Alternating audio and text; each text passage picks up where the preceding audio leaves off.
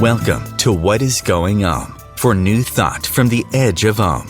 Each week on Om Time's flagship radio show, veteran broadcaster, author, and media consultant Sandy Sedgbeer conducts thought-provoking interviews with inspirational authors, artists, musicians, scientists, speakers, and filmmakers who are working at the point where spirituality and science meet consciousness at the very edge of Om. Here is your host, Sandy Sedgbeer. Hello. It's pretty much accepted that UFOs and their occupants have long been visiting our world. However, the government's acknowledgement in 2017 still leaves many questions unanswered. One of the most important of which is, how can we prepare for an event that is literally beyond anything humanity has ever faced? Alan Steinfeld is an explorer of consciousness who's been hosting the weekly New Realities series on cable TV in New York City for over 30 years.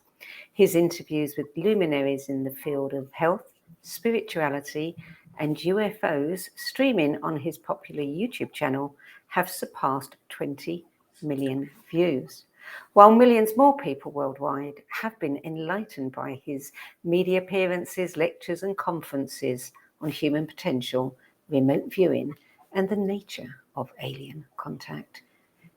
A self-confessed UFO enthusiast and avant-garde spiritualist, Alan Steinfeld joins me today to discuss his most recent book, Making Contact, Preparing for the New Realities of Extraterrestrial Existence, which features previously unpublished essays from the best and brightest researchers in the fields of UFOs, including Linda Moulton Howe, Whitley Strieber, Darrell Anker, Caroline Corey, Nick Pope, Mary Rodwell, the late John Matt, and more.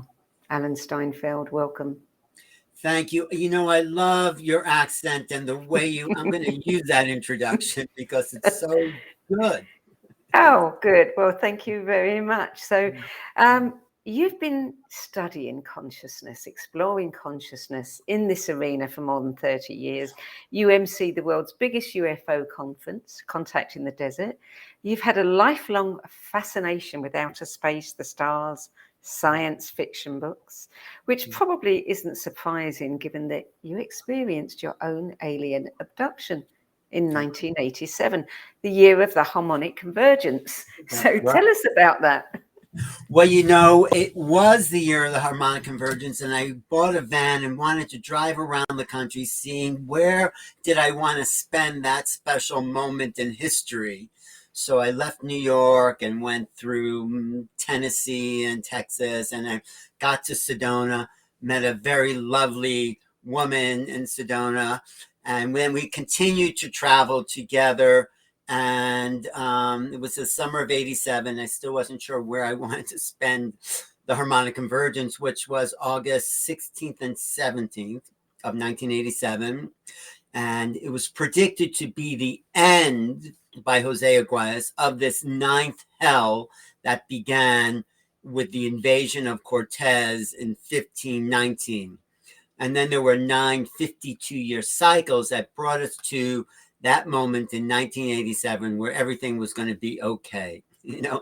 And then from 87 to 2012, it was going to be 25 years of readjustment and reevaluation. Well, I don't know if that worked out, but it was a moment in history, the harmonic convergence, where the spiritual subculture really came together all over the world. There were people in Hawaii and in Sedona, and then I eventually ended up in Woodstock, New York. But there was a network of connections of like-minded people all over the world at the sacred sites. So anyway, I traveled that summer. I was traveling with this woman, Jane, and we had, what do you want to know about the abduction, or you want to know Oh, about? yes. Well, I want to know all of it. Okay. Well, just to back up a little bit, I think I always had some kind of visitations as a child. I would see faces in the window. Maybe everyone did that.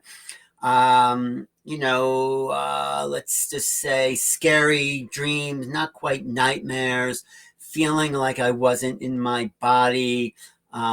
inexplicable activity. I mean, I always had to sleep with the lights on and the radio playing. Maybe a lot of people did that. But I had a sense of another level of reality. And I wasn't real. I love science fiction, like I write in my book, and it was a preparation for other ways of thinking.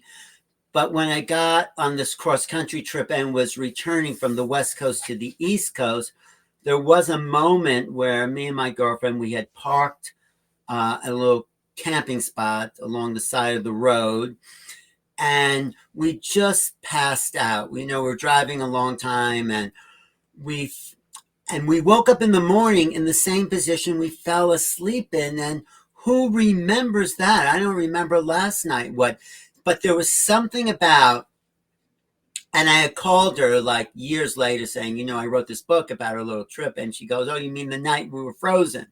Well, not really frozen cold, but frozen in suspended animation. That's what it felt like.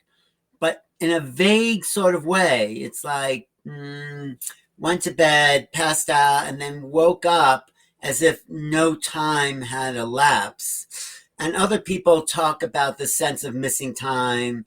It wasn't quite missing because we were sort of asleep and we weren't looking at the clocks, but it was a strange kind of warp, a loop in time. And I got back to New York, and my mother, who I think is very connected to the phenomena, even though she denied it, said, oh, you have this strange mark on the back of your leg. And there was this 4-pronged puncture mark that I thought, oh, it must be, I don't know, a spider bite or something like that. But coincidentally, I started to meet people connected to Bud Hopkins' Intruders group. Do you know Bud Hopkins? He was one of I think he's the godfather of alien abductions, really. He's the one who made the most progress. So happened to meet him, coincidentally or not, asked people, what do you think of this mark? And they said, oh, yeah, that's an alien abduction. And that, it did two things simultaneously. It freaked me out. It's like, oh, my God, what happened? And then it made me obsessed. Like, what happened? So that's usually kind of a split.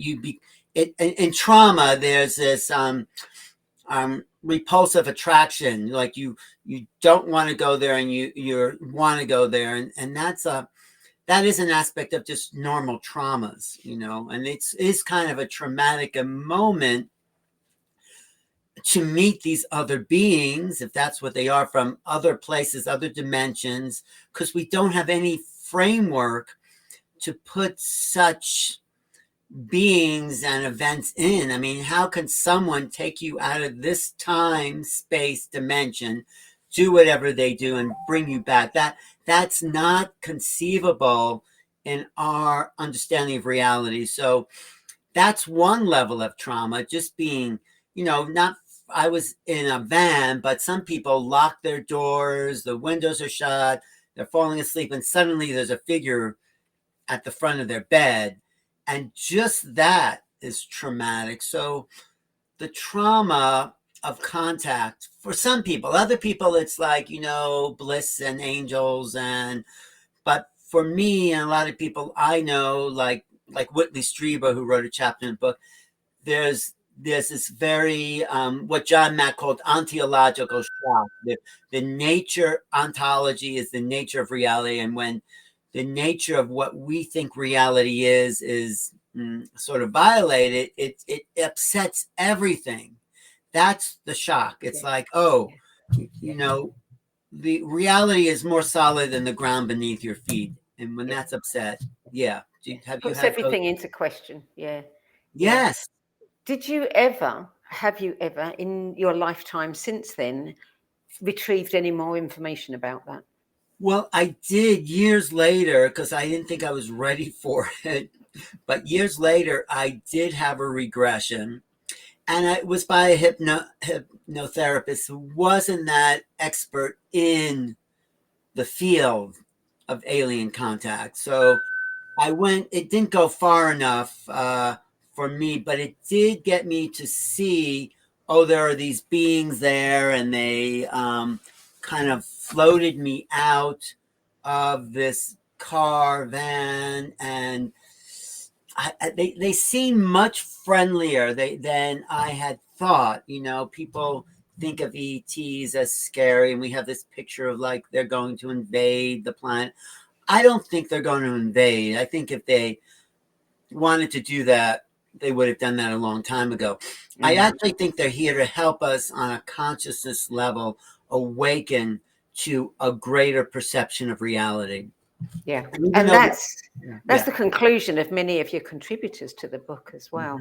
So, you know, making contact, I mean, it does present multiple perspectives, and we can no longer deny this. And it also answers a lot of questions which remain in the wake of the Pentagon's recent disclosure. What inspired you to produce this book now? Was it the government's lack of transparency? It was partly that, and partly because since I was obsessed with the phenomena since 1987, I went to a publisher with one idea, and he says, well, you know everyone in the business. Why don't you put together a compilation of, and I said, yeah, I know the best and the brightest in the field. That would be easy. I just called up my friends, because if you go to enough conferences, you go to lunch and dinner, you hang out, and you get to know people. And these were all people I highly respected in the field. And I mean, I knew John Mack even when he had died in around 2003, but I knew of his work and his archives, and I knew there was a talk he had given that was never published in print in book form. And so I asked his archivist about that. So I wanted, in the wake of the disclosure that the government is saying, I think no one, including the government, knows what's really going on. The government may know more than we do, but they're looking at just the nuts and bolts aspect. And when I go to these conferences, I see there's overlapping areas of agreement, but there's also people have their own view of what contact is, and everyone has their own take on it. And it's like the parts of the elephant, you know, none of them have all the pieces. I mean, have their little piece. So I thought the best way to prepare a public that is not getting answers from the government, because they keep saying, oh, there's something, we don't know what it is, but maybe they don't know what it is. But I wanted to put together a compilation from many perspectives, so the reader could get a sense of what it might be for them. So it's like a mosaic. You can't see it, the whole picture up front, but when you step back and put all these basically 12 different people's views together, you might start to get an idea of what's going on. You know, one common theme in all the chapters is this use of telepathy, you know, and this pretty much evolution of a way of thinking that's not linear, it's not materialistic, there's something else. And even us, me and you, Sandy, are facing the ways of explaining non-material existence to material people, right? Yes, yeah. Well, like, you know, the book, I mean, it's a really good book. It certainly gave me, answered a lot of questions for me. And I know that reviewers have labeled it the most comprehensive clarification to date on the intent and intelligence behind the phenomena. So tell me, there's the book. Yeah. Okay. What your experts, what do they know about the intentions and the intelligence of these cosmic others? That's a good question. And it's still sort of a little split about what the experts know and what I know. It seems like they're not here to invade. They are here in many cases. You talk to Whitley Strieber and Linda Moulton Howe, to take genetic information. I'm talking about one race of beings, because it's more than one race of beings. The ones I'm talking about, the little grays that are from, some people say, Zeta Reticuli, and they know that, or they think that because of a map that Betty Hill, one of the earliest abductees, made when she was taken aboard a ship, when she was abducted. And she asked this commander, oh, where are you guys from? And he showed her a map. And under hypnosis, she was able to redraw this map. And this astronomer named Marjorie Fisher put those points together on a star map and said, oh, they must be from Zeta Reticuli. And the whole story of like little grays from Zeta Reticuli developed. That may or may not be true. We don't know at this point if that is true. We don't know if anything's true, because one thing that a lot of people agree on is there's a trickster aspect to the phenomena. There's a manipulation of consciousness. They want people to see. I mean, two people could be looking at the same little piece of sky. One person will see a UFO, the other person won't see anything. They'll say, what are you talking about? And so what I'm trying to do is figure out what is the consistent, I'm doing that in my next book as well. What is the consistent themes of the phenomenon? What do we know? They're trying to influence consciousness somehow. They're trying to expand our areas of perception. They're trying to make us think a little more abstractly. So you notice in the title of my book, there's an asterisk, and I wanted that to be part of the title because there's something about the way they communicate, which is more symbolic than linear words. So the asterisk means little star, that's the asterisk. So putting it between making and contact was really, I think, the title of the book, beyond the words. What is a star? What is it? And what do we make of it? And when we start to think more abstractly, I think we're more on the level of how these beings communicate telepathically, not in words, but in ideas, within downloads that we then put into words.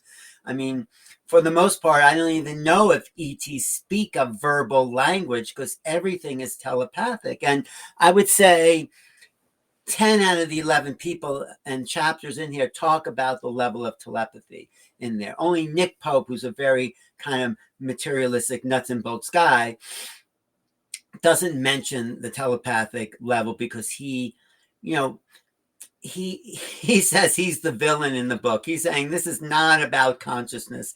This is about nuts and bolts. And that only get you so far because we sense this consciousness influence, which is another reason the government doesn't know how to explain it. They don't even know how to talk about what consciousness is. They're just looking at how to make weapons.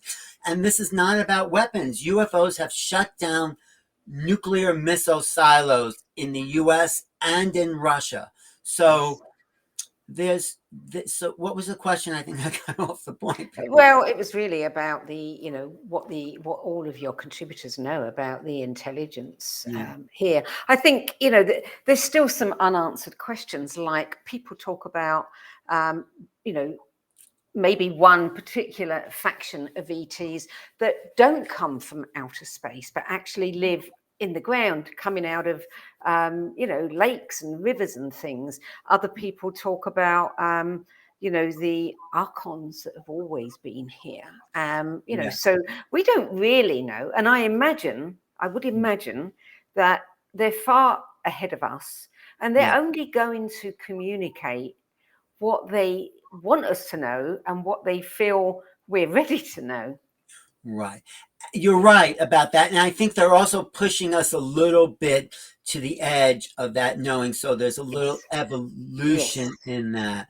But one common theme is a genetic aspect. It seems like they are taking eggs and sperm to create a hybrid race. And there's evidence that these hybrid beings, I know it sounds fantastic, are here, I don't think to take over, but to go to their own planet with some of the human knowledge, because the grays, the beings from Zeta Reticuli, it appears had reached the end of their evolutionary cycle.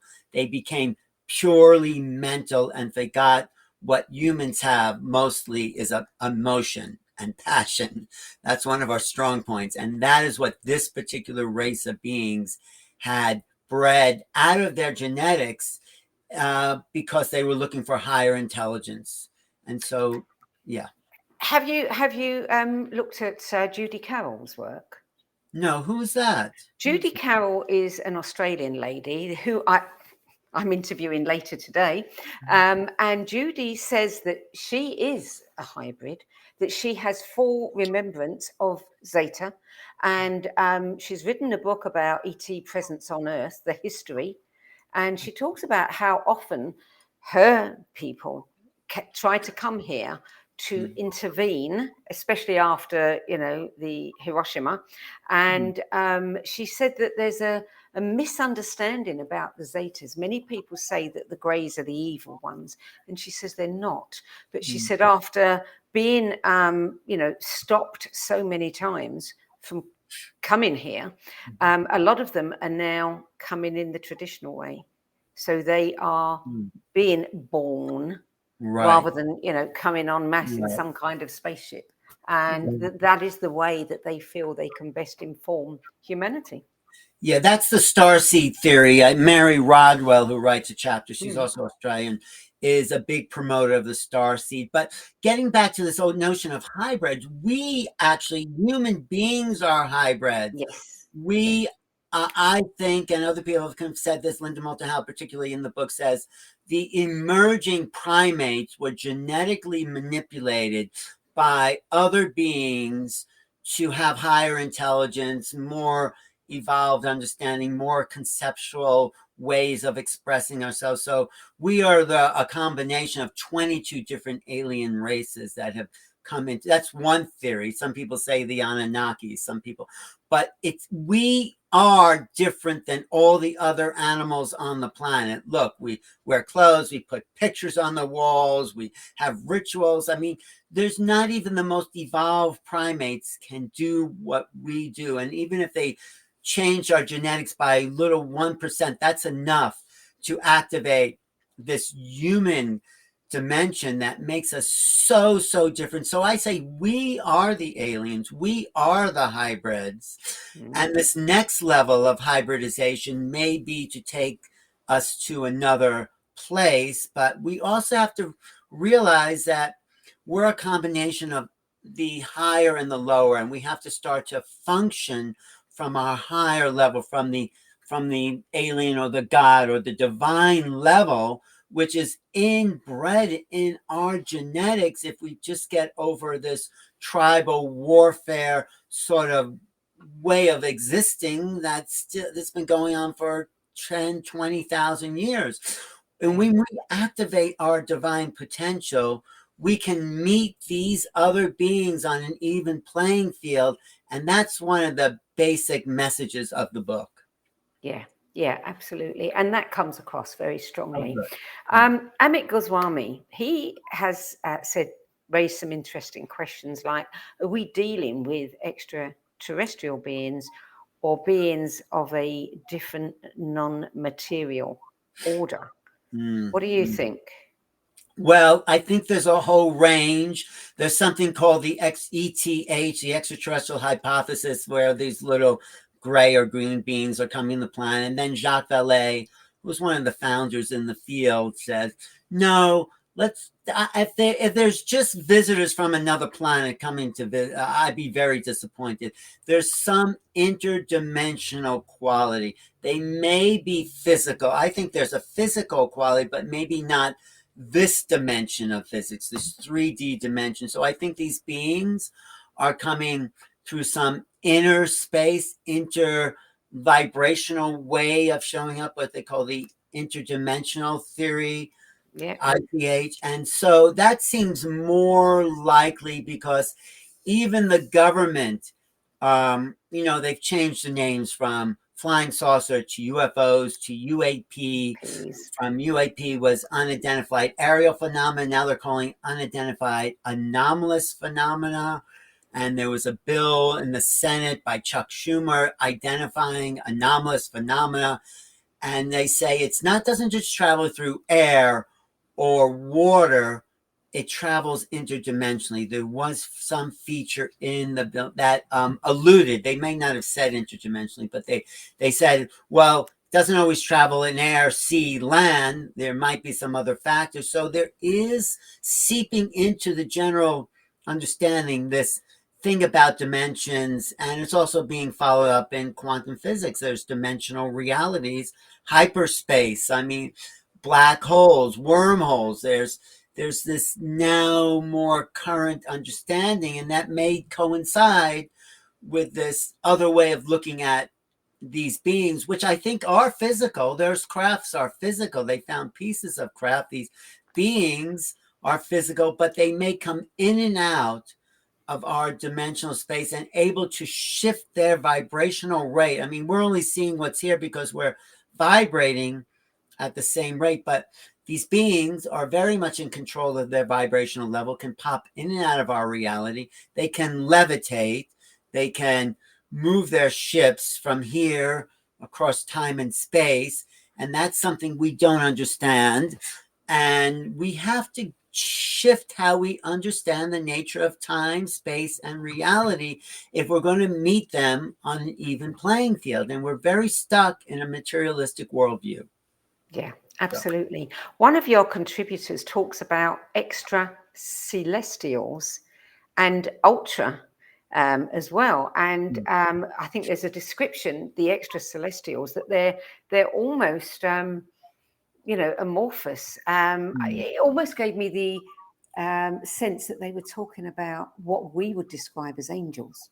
Yes, it's JJ Hertog, JJ and Yes. Desiree Yes. Hertog, and they're good friends of mine. They have a greater cosmology that includes, yes, there's hardcore ETs, because obviously, life is abundant throughout the cosmos. I mean, I think life is an emergent property of creation itself. It's not what Darwinian theories claim, that it's an accident.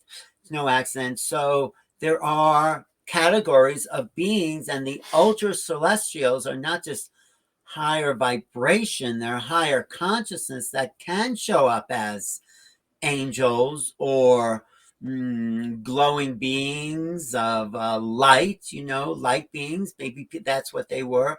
And they do have a way of wanting to help humanity.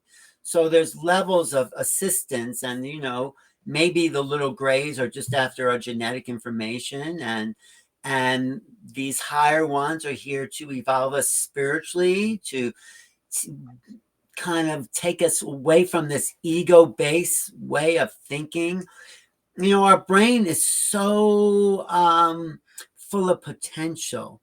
I teach remote viewing. Maybe we should do a show about that sometimes, where I would love to. Where in the classes, I say, okay, I'm looking at a picture of a target, or a friend of mine is at a certain location. I give them the name of the friend, and they tune into that location. So they're able to shift we're able to shift, everyone can do this, shift our consciousness from local to non-local. This is going beyond the five senses. We have senses that are connected to what's called the quantum field by Joe Dispenza or other people. So we are connected to the quantum field. We are part of the infinity of all time and all space. I mean, that's the only way I can explain remote viewing, which has been proven. It's been used by the CIA.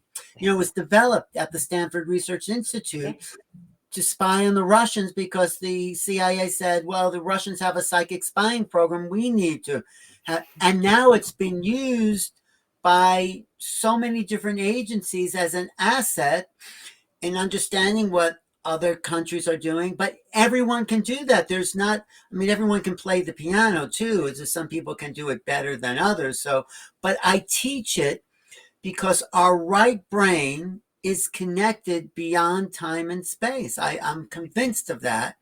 And the left brain's very linear. So we're just taught to develop, a very linear aspect, a very linear notion of reality. By the time we're 5, we're brought to school and taught ABC 1, 2, 3. We're taught in very segment. So this whole other way of perceiving, which is one of the things John Mack says. He says, if we're going to understand this, we need other ways of knowing. Yes. And so the other ways of knowing is this right brain awareness of non-local consciousness. Yeah. And I've been teaching remote viewing to actually go to other planets. We go, once you learn the basics and we get in agreement of in the class, if we all go off planet, this is where it really gets exciting, and we all see the same sort of beings, then maybe, and we don't have proof that that's a reality. And it's been really fun to do that with like 10 people traveling together in a group consciousness to visit other planetary civilizations. And sometimes these beings are aware that we're there. It's being watched, yeah. Exactly. Yeah. I mean, yeah, go ahead. We're going to take a short break now, Alan, but this is absolutely fascinating, and I want to join that class. Okay. You're listening to What Is Going On. I'm Sandy Sedgbeer, and my guest today is author, filmmaker, lecturer, event producer, interviewer, and dedicated consciousness explorer, Alan Steinfeld, who is the founder, host, and producer of the award-winning New Reality TV and YouTube series. And we're discussing his latest book, Making Contact, Preparing for the New Realities of Extraterrestrial Existence. We'll hear more from Alan after the break. Don't go away. Om Times TV.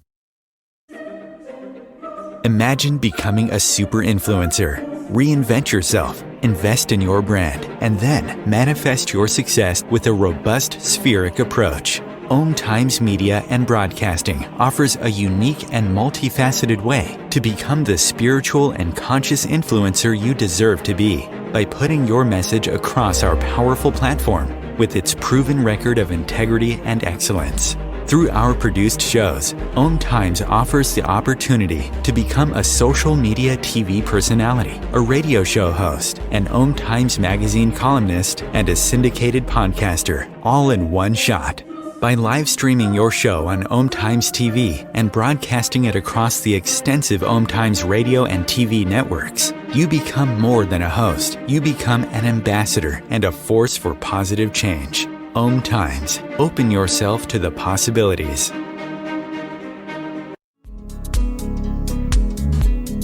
Hello, I'm Sandy Sedgbeer, host of Om Times' flagship radio show, What Is Going On?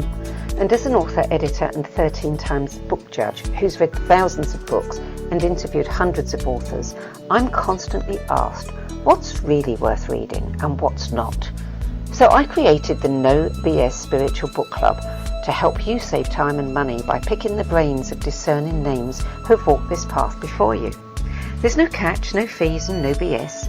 Just an ever-growing library of 10 best spiritual book lists from some of your favourite authors and teachers, plus free book excerpts, audios and video interviews with people like Don Miguel Ruiz Jr., David G., Lee Harris, Mark Nepo and more. From well-known classics to hidden gems you've never heard of, it's the only no BS guide to the best spiritual books to enlighten your journey of self-discovery. So why not join the club? Get inspired and save money at the nobsspiritualbookclub.com. There are 16 million children struggling with hunger in America. That's 1 in 5 daughters, sons, neighbors, and classmates who don't know where their next meal is coming from. Yet billions of pounds of good food go to waste every year. It's time we do something about it. Feeding America is a nationwide network of food banks that helps provide meals to millions of kids and families in need. Visit feedingamerica.org to help them feed even more. Together, we can solve hunger. Together, we're feeding America. Welcome back. Alan Steinfeld. Daryl Anker is one of your contributors, and he's internationally known for his communication with the E.T. Bashar. What does Bashar have to say about all of this as one of the probably only non-corporeal beings in the book? Yes, I know Bashar very well. I've been following him. He calls himself a first contact specialist.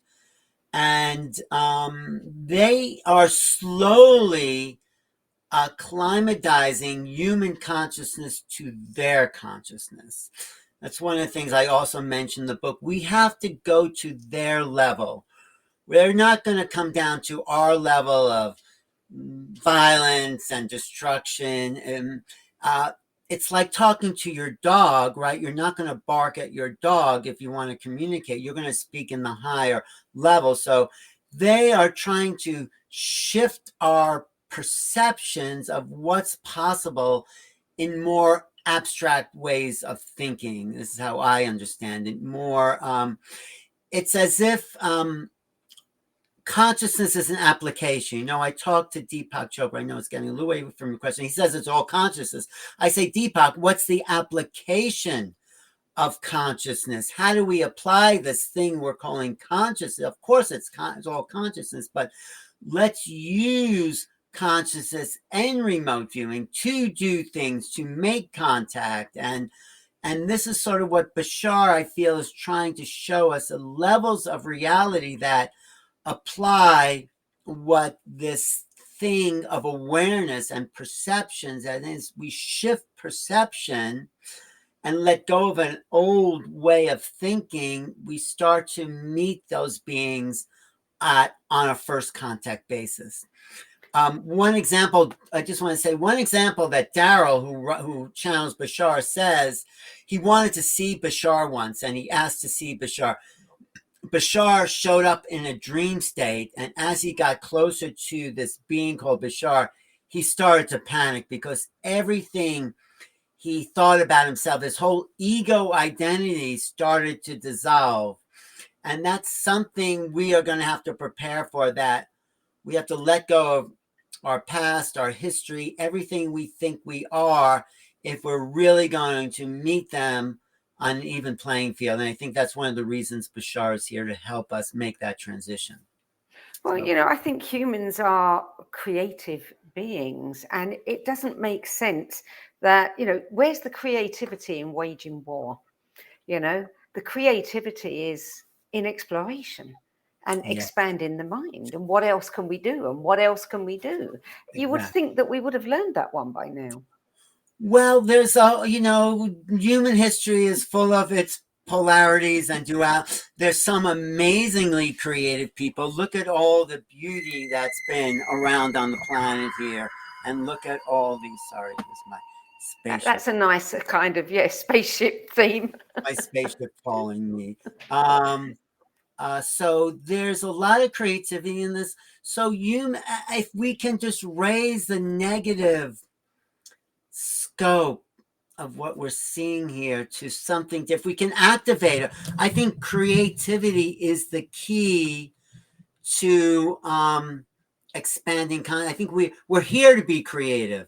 I mean, William Blake says the imagination is the human being. So ultimately, my ultimate thesis is that the flowering of humanity is to devote ourselves to creative projects, to expand the scope of what consciousness is. That's why writing and speaking and art and music and dance are big aspects of our application of consciousness. This goes back to that whole idea that we have to apply consciousness into creating the unknown, making known the unknown. That's the key here.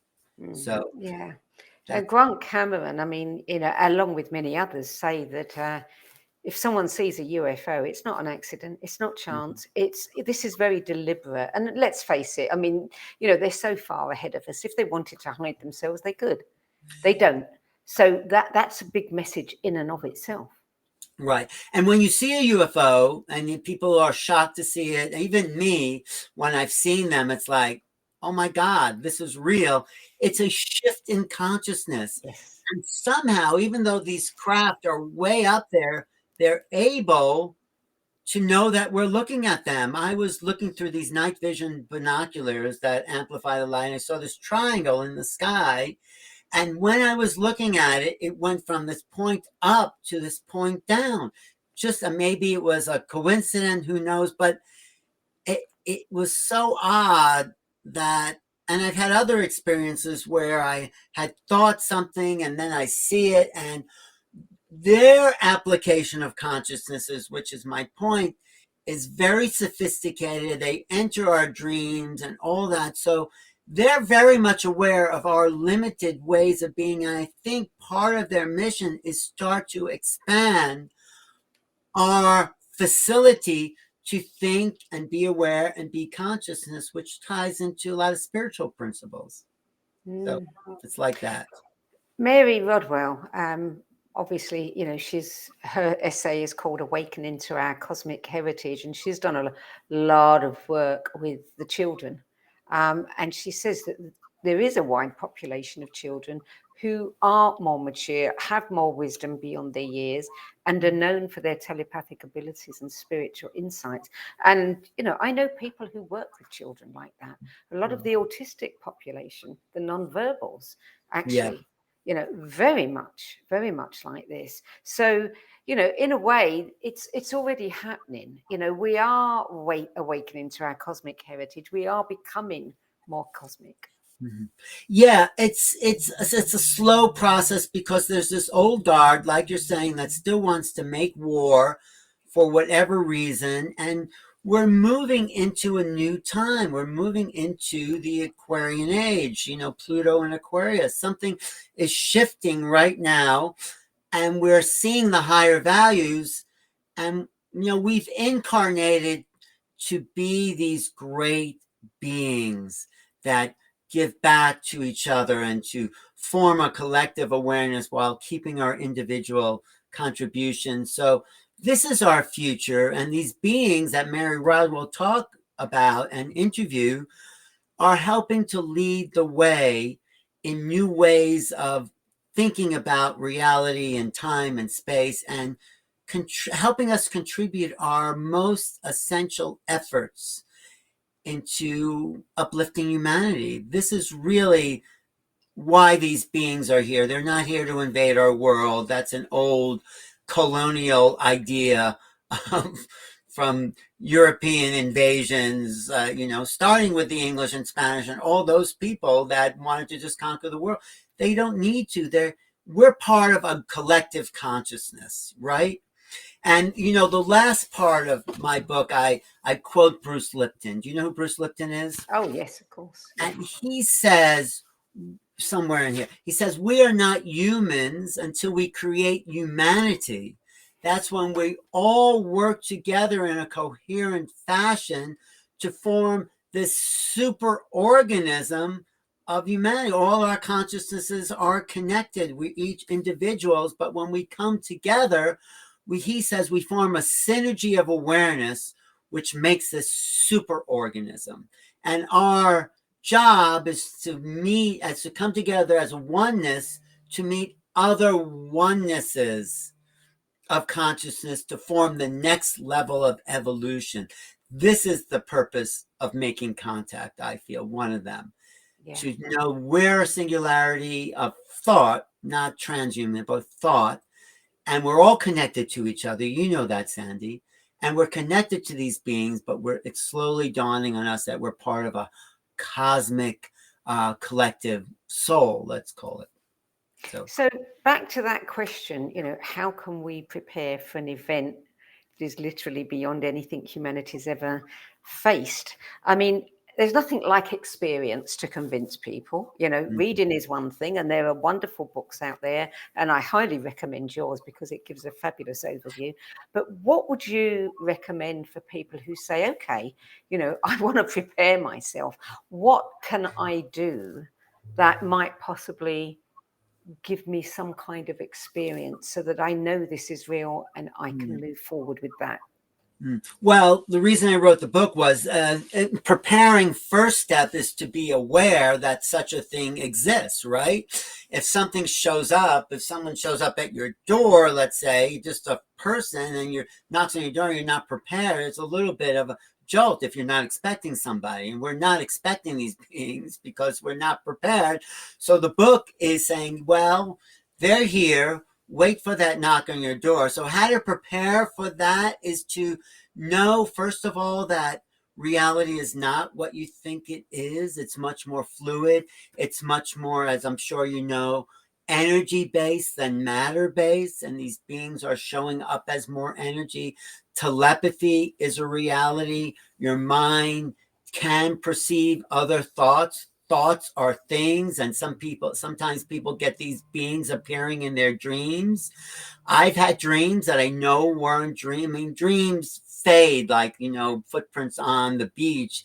But when you have an ET dream, I still remember my ET dreams where I was given this little creature to put in my hands, and I said, or I've been on board a ship.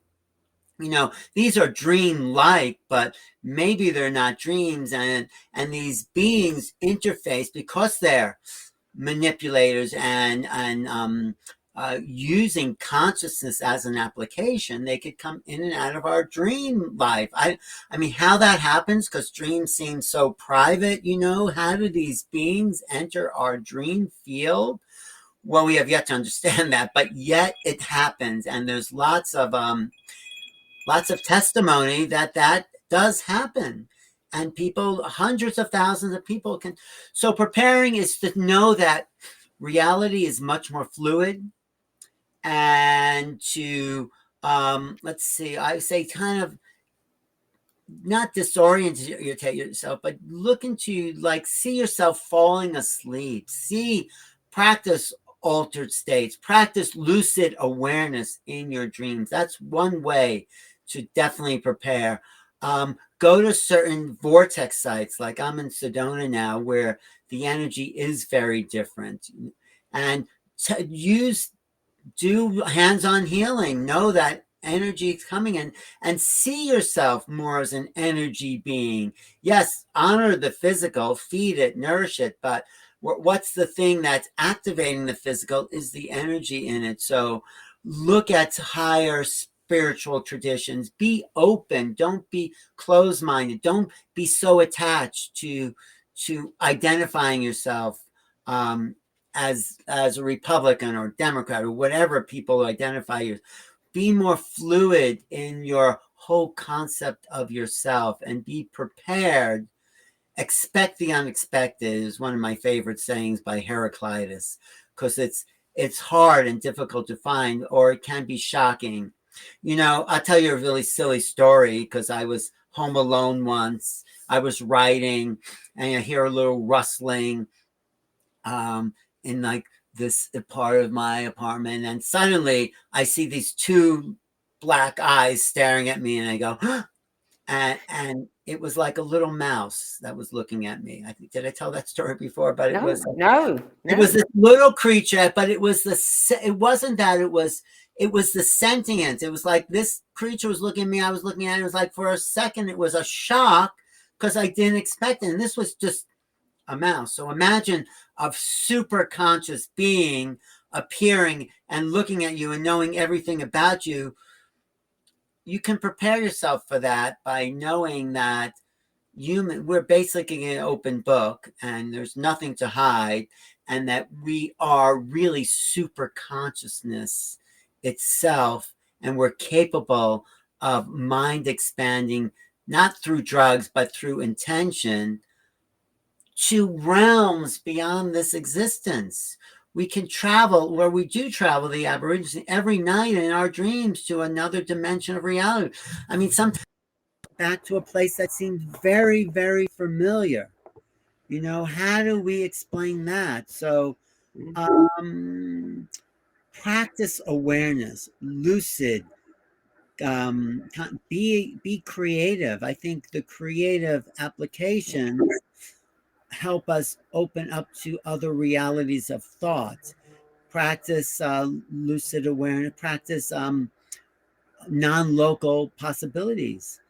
When your phone rings, don't see the message you're calling, say, okay, I'm going to tune in.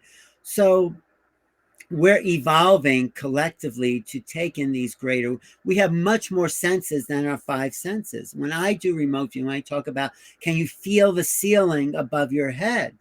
Can you feel that? Can you feel when someone's looking at you? Rupert Sheldrake did a great series of experiments. When people are looking at you, 90% of the people are aware when someone else is looking at the back of your head. You just feel it. Yeah. So by tuning into these other senses of awareness, we start to meet these beings on their level of activity. And that's one way to prepare to go beyond the limited mechanistic ways of thinking we are humans. So you've been in this field for over 30 years. We know from, that since the war, more or less, we've been having visitations, probably, long before that. But do you think that we are getting any closer to having actual confirmation, not just disclosure, but actual confirmation, official confirmation? Well, one of the reasons I think the information's coming out inside government, we have this guy, David Grush, an intelligence officer, said, yes, we have bodies, we have craft. There's many more sightings. People are having personal experiences. It's more in the news. This is all part of a collective way of getting closer to the reality. And I think as far as the government, the ETs said to people who are in contact inside government, either you tell them or we tell them. So we're getting much closer. The vibration of the planet is shifting. If you like astrology, the whole idea of Pluto in Aquarius, Aquarius is ruled by Uranus, which is about way out stuff, and UFOs, and the Pluto aspect that reveals the shadow. So the shadow parts of awareness are bringing forth new knowledge. And I think part of the ET plan, if you want to call it that, is slow increments of knowledge where they appear, they disappear, we digest it, even personally or collectively, and then we say, oh yeah, okay, I'm ready for more. Now we're at a huge leap in awareness where we're ready for the big enchilada. I think we're ready. I mean, their Phoenix lights appeared to 100,000 people in Phoenix in 1997. There have been these group sightings, but as we start to accept the fact that obviously we're not alone in the universe, the Webb telescope, I think, is making discoveries that we have yet to be aware of, and they've been top secret information, what they've seen on TRAPPIST-1, so this, and when it shows up, it's like, oh yeah, we're not alone in the universe. What's the big deal? Why has that been a big secret? We knew the earth wasn't flat, at least most of us do, and we knew it wasn't the center of the universe. So the third big paradigm shifter is to say, well, life is abundant throughout creation, conscious life. And so how to explain that? Let's just have the revelations. Let's demand from Congress, US government, that at least to roll out the bodies, tell us what you know, and let's put this together as a world population. And we have to demand this from our congressional leaders who are questioning the Pentagon and saying, no, we can't tell you that. So there's an infight. I'm going to be lecturing about this, a constitutional issue of why the military industrial complex are not telling even the president and members of the Congress what's going on. And that's a real legal issue. And that's going to come up more and more. So we're getting closer to not just disclosure, but yes, confirmation, where we will maybe see these beings, their bodies, or maybe they will land, and or in mass landing. But people are still a little afraid of that, and there's no reason to.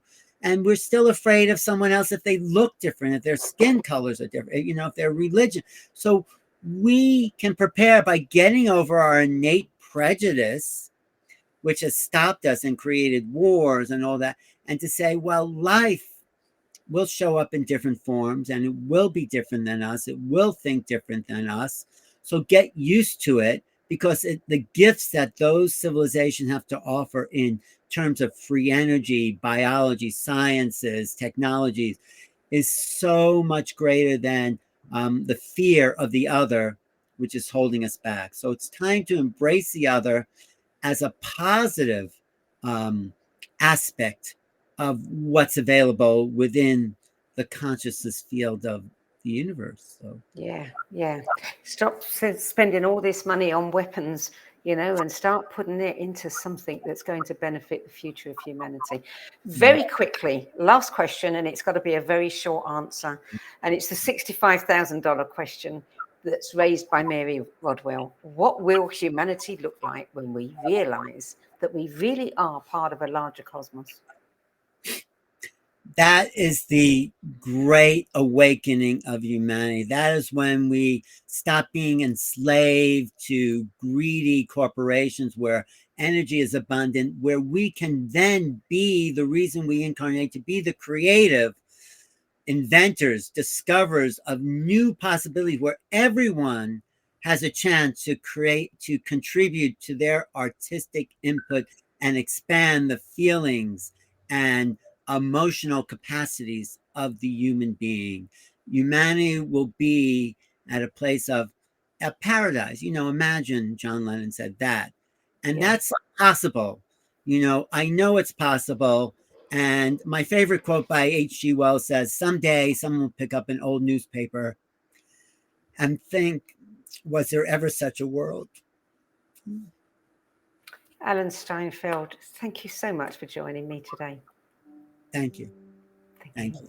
Making Contact, Preparing for the New Realities of Extraterrestrial Existence is published by St. Martin's, and it features the best and the brightest researchers in the fields of UFO with previously unpublished essays by all of the people that you've heard so much about. And you can find out more about Alan, watch his interviews with leading New Thought thinkers on his New Realities YouTube channel.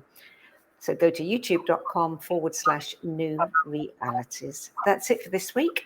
This show is also available as a podcast on the Om Times website, Spotify, iHeartRadio, Apple, Google, and all of the major podcast platforms. So you can download it and listen to it on the go.